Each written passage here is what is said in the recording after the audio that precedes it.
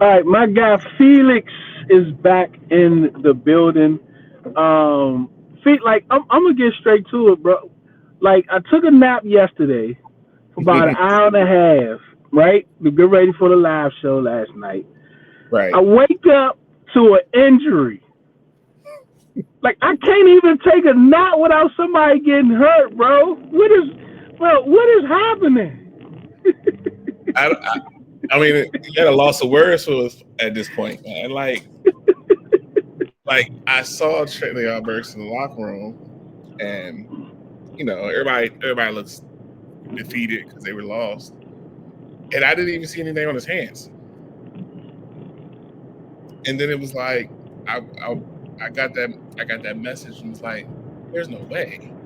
Like I mean, it's it's everything's fate, luck, whatever you want to call it. But I mean, it's all but against Washington this year. I mean, I I can't even explain it. I don't think I've seen this many injuries like this. Like there's no It is words. insane. It's insane, bro. Like it's insane. Like when I saw that because like I posted a little clip of Traylon Burks and for some reason Titans Twitter like rose from the grave. Like I didn't even know Titan fans was on Twitter, right? And they all responded to the post. He made a glass, and all this and all that. And then lo and behold, I'm defending him like, well, he looks healthy now. He's ready to rock and roll. And here we go. 6 hours later, he is injured. Like when did it happen? Have you heard anything about like when did it happen? I mean, did he cut his hand with cutting a steak from his three catches? I mean, what was it? I have no clue. Like all I've heard is it was in the second half, but the second half's where he made that good catch down the sideline. It was like, okay, did it happen on that play? Did it happen? Because he was out there most of the game. So to me, I was assuming, first thought was, did he jam his finger? Which happens in the game, and you just keep going. But for you to jam it and then need surgery is something totally different. Like, but they keep saying, oh, it's not bad. He'll be fine after the bye week. But it's like the man got rushed to surgery on a Monday, or they just did it to be quick. It's just weird. I don't know, man. All his papers wasn't right, right? Like Right. his passport might not be right. Oh man, but like we're at this point. After that, I was like, you know what? Yeah, I'm definitely prepping for next year. Like everything that happens from this year out is all about making a run to the playoffs this year because I just don't see it happening. But like, what was your feeling about the morale and I mean, I know after a loss is difficult or whatever, but like over top of that, what's the morale in the locker room? Um, conf- Confusion. Um, they all feel like they're well prepared, but it's just like they're either running in molasses or the other teams are 4 steps ahead. Like it's no one's defeated, but you can tell this was not the expectation coming into the year.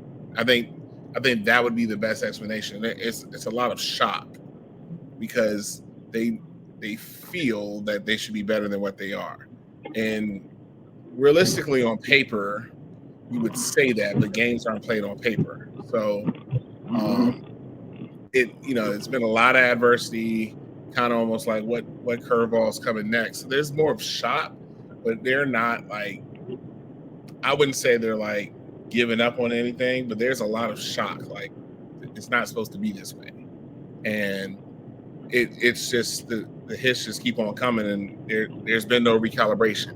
And so they're trying to figure out how to recalibrate right now, which is really hard with the run of games they've had to play. And the wit news, right? I mean, we're here. Were you surprised that it was more so a demotion than a firing? I'm not. I know the type of guy Quinn is, and this is his Mm-hmm. reputation around the league. That's why a lot of people like playing for him because he does care about his players. He does care about his coaches. So, I mean, this is Quinn making the change that he needed to make without just throwing Witt out in the sun and say, yeah, it was his fault. Like, he's still trying to, put out there like it's the team, it's us, like we all need to be better. So he'll take the hits for Witt. But I mean, I'm not shocked by it. I saw this was the play anyway. I'm taking over play calling duties. That was going to be the easiest way to absolve and take some of the heat off of Witt. Now, in the offseason, I do think they go in a different direction, but they weren't going to just say, all right, you're done by Quinn's not built like that. Yeah, I agree, right? Like, I just like if like just thinking even coming from Witt's perspective, I've been under Dan a long time. Is this didn't work out. I was demoted. I know, like as a man, right? And that has to be defeating for Witt, right? Like, how can you even as a person expect players to like gravitate around you when you've just been demoted? I know that has to be a hard place for him to be right now. Yeah, I mean, he'll focus, and people are going to hear me say this, on the secondary, because that's where his expertise comes from. He was passing game coaches in his last 2 stops, so he'll be a lot with that. But I mean, he's going to have a challenge on his hands too, because that's going to be a totally different secondary come Sunday, because now you're down 3 of your 5 secondary starters that you expected to have. So you're talking about all sorts of communication issues and concerns, and that's already been an issue when you had your full squad out there. So he's got a lot of work to do. But I mean the players, no players throwing him under the bus like we've seen in certain places in certain other organizations where they start throwing people under the bus. No one's throwing anybody under the bus here. You haven't seen that. Now you can go to a Cincinnati and see where players are throwing coaches under the bus. That hasn't happened in Washington, and I don't expect it to.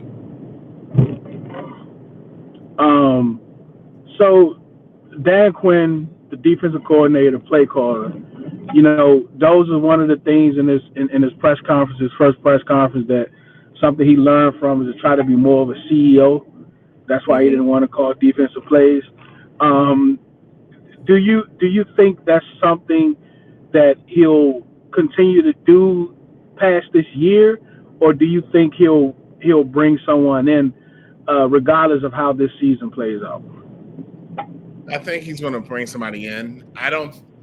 The days of NFL head coaches and even some big time college coaches being able to call full plays, I think is going to go by the wayside, because it's just too much other stuff that you have to be responsible for. And you eventually will neglect the other side of the ball. So I think he'll, once the season's over, they'll let Joe Witt go. They'll find another D coordinator, but I think he steps back because I think he realized in Atlanta that it was too hard to do. And, in this situation, everyone's probably asking him to do it, or probably like, yeah, you should take over. But he probably was reluctant to do it. But him doing this versus, like, say, giving it to, like, Ken Norton, because, Norton's been a defense coordinator, he's been a head coach. But then it really looks like he fired Joe Witt versus I'm just going to call the plays. And it kind of softens the blow. But I do expect next season that somebody else will be calling defensive plays. It will not be him. So what? So is it surprising to you that he's deciding to do it? Because that does put a microscope on him as far as calling these plays, especially if it continues to go downhill. If you don't see that effort, because I think that's one thing I'm looking for is effort, not so much like execution, because we understand with the talent, right? But like, are you surprised that he didn't give it to somebody else like Ken Norton or one of those other guys to call the defense? I look at it a different perspective. I think he doing it himself, he knows he has more grace than others. So let's just say for kicks and goes, let's put Norton in there for these last 7 games. And people are going to expect an instant change. And it doesn't change that much because, as we highlighted, you're down so many defensive players. So now it looks like the staff was bad.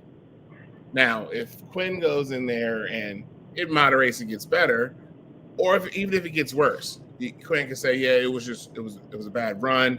We need to reset this," but it protects all those coaches. So I see it more under that frame that he's doing it because he can kind of take a hit. He can take a hit because, I mean, you can see, he has the grace of last year. He's so liked in the locker room that he has that grace to do that. It's no need to, let's say, put Ken Norton out there, and then Ken Norton's not good, and then you're like, well, Witt and him, and I guess this, it starts going down the list of the coaches, and it kind of throws the coaches into the fire. So I think he has grace, so he can do it, and it's not going to really affect him. I agree, man. What has to happen for the remainder of this year for Dan Quinn not to go into 2026 on the hot seat? I mean, just stabilization. I mean, I doubt seriously that Dan Quinn will be on the hot seat unless it totally implodes, and I don't foresee that happening. I think all's equal in the NFL. Stuff will calibrate itself out, but unless it just completely falls apart and there's a mutiny of players, I don't see either one of those happening. He's not going to be on the hot seat. I think he already knows the writing on the wall that he has to revamp the defense, which means starting with the coordinator and players over there. So I think that is already goal number 1 and 2 next season. So our next off season. So I don't see him being on the hot seat unless they just don't win another game and they're losing by 25 each game, or the players just come out and say, you start getting writing on the wall from players, and it would have to be players like a Jaden, Terry, somebody with that type of cachet. It can't be Tyler Owens. Like, he doesn't have enough cachet for anybody to listen. So I think that would be the only way that he's on the hot seat going into next season. And that takes me to Jaden and his injury, and if he should play, if he shouldn't play. Because the last thing Dan Quinn wants is for him to be cleared, and he's a coach's decision inactive. And Jaden really wants to play. I think that's the last thing he kind of wants. I mean, he's going to have to. That decision is going to be more on Adam Peters. But if Jaden's healthy to play, he's going to play. The kid needs to play, and he's had a lot of mistakes this year that are on him that he can work through playing, and you want him to play, especially at the end when you play all those division opponents, because he's going to see those teams twice a year, sometimes maybe 3 times a year if you see him in the playoffs. Like, you have to start to play those games. So you can go even all the way back to 2020 in the COVID year, when the Eagles benched Wentz and they put in Jalen Hurts because they need to play, and then they started rolling with Jalen Hurts and they built to whatever they are today.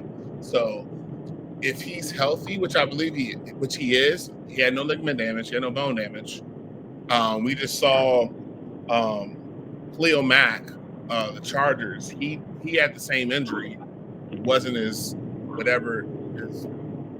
violent looking as Jaden's was, but he had the same injury. He played the other night, and he looked great. And that's a defensive end that's using that arm for power and all that sort of stuff. So a quarterback who's not using it as much, Jaden's more concern is him holding a football and everything else. So if he's healthy to play, which I believe he will be, probably my guess would not be the Broncos game after the bye. It would probably be Minnesota. He's going to probably have to play those games, and you might get him through not playing them in Minnesota, but You got to play him when you get to the Giants. Yeah, Like, if he's I healthy, agree. he's got to play that Giants game. And I think it puts even more pressure if, like, Terry, Noah, Burks, and if Debo's still healthy, if they make it through the bye week healthy. Like, I think you have an opportunity to actually have the receiving core that you envision coming into the year healthy, right? Like, I think that's something that they would want to see, and that what he would need. But Felix, let's play both sides, right? You gave me the reason why he should play. Let's go to the other side. Why shouldn't he play? You're trying to evaluate the rest of the roster, especially offensively, because I think you have a very good piece in Mariota who can officially run the offense, so you can grade everybody else. And in doing that, they're not expecting, which was the fallacy of this team this year, Jaden to have to play hero ball. Mm-hmm. So now when it's Marcus back there, Jaden can't play hero ball. So you can kind of see where everybody is. And you fully give Jaden just 2 months to completely heal and go into the offseason 100% healthy to do whatever work he needs to do. That would be that side of it. I'm on the side of he needs to play. And I'm going to live on that side because football players play. And, people are like, well, tank and get this thing. Tanking is a basketball thing. It's not a football. You can make your roster a little worse. The Jets are showing us how to do that. But, like, you still got to compete. Because it's very dangerous for you to be on the football field and you're not competing. So, Jaden should play, but there's some very valid reasons for him not to play when he gets healthy. But if you're expecting, like, if you're going to do that, you need to shut down Debo because Debo's not 100%. You need to keep Terry out the whole year, and then you don't rush Will Harris back. Like, you gotta either play it like that, or when people come back, they need to play because it's football. A couple more questions. McGee played less snaps last week. What does that mean for his development? Because I just like, do you see Bobby back next year? Bobby being back depends on the defense. I'll start with that.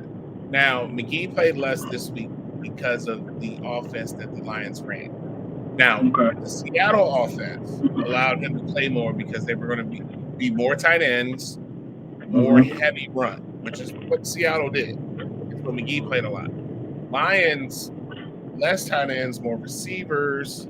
You had so it lent itself not to do it. Now, I would have probably transitioned to having Louvu acting more as a 3-4 outside linebacker and having McGee and Wagner in the middle.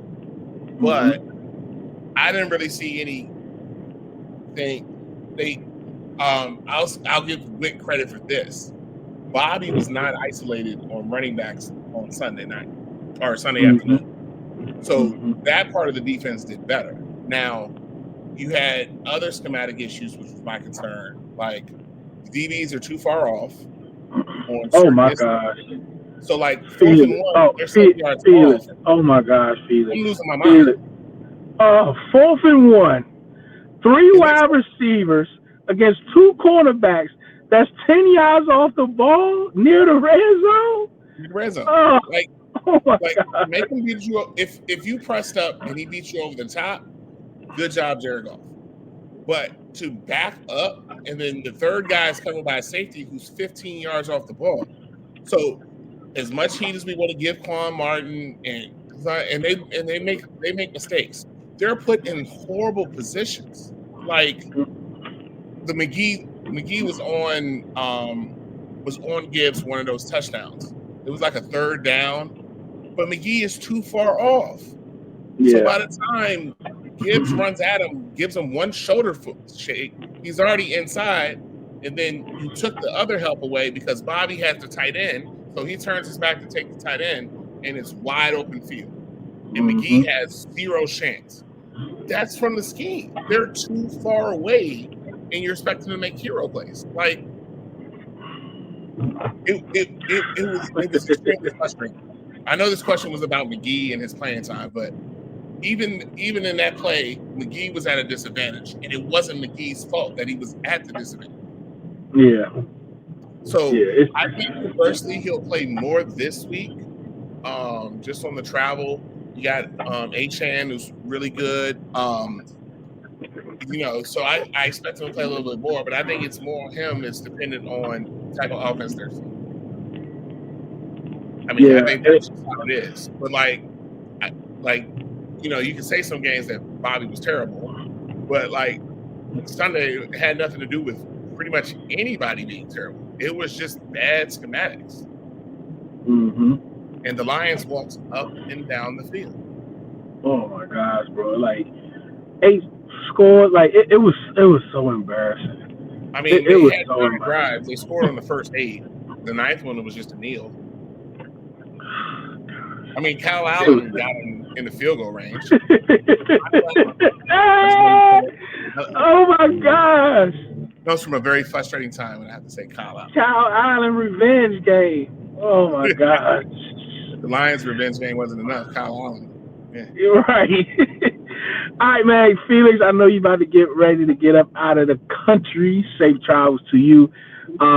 Last question, man. What are your expectations for Sunday morning over here?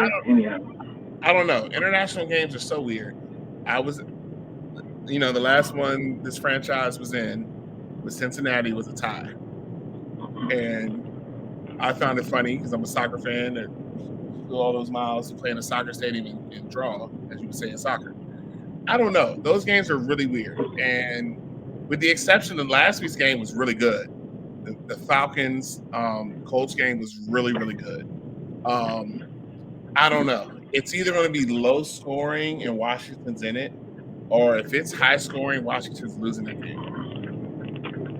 I'll just say it like that. So, I mean, they really only have Jalen Waddle. Tyreek. Hopefully his process is going okay. And you got Tua. Tua will throw you the ball. You just got to be ready when he does throw you the ball, because he will do it. Mm-hmm. Even when they were up 16-0 the other day against the Bills, he threw 2 interceptions. Like, it's just what he does. So make it a Tua game. Make Tua have to beat you defensively. And then Mariota in the offense, I haven't really had that many concerns with them. They just, if they're not perfect and scoring 30-some points a game, they're just behind. Mm-hmm. And when they're behind, teams just take out the run, and then they just go exotic and try to blow you out the building. So my expectation, if it's a low score, Washington has every chance in the world. If that score gets above 24, I don't like Washington's chances. They in trouble. Appreciate you, Felix, man. Again, have safe travels, man. Take a pillow, man. I hope you got some good seats and get some good rest. Yeah, that overnight is a great time to sleep. I'll tell you that. All right, man. Take care, man. I'll see you when you get back. All right, man. Later. All right, appreciate it. All right, bye.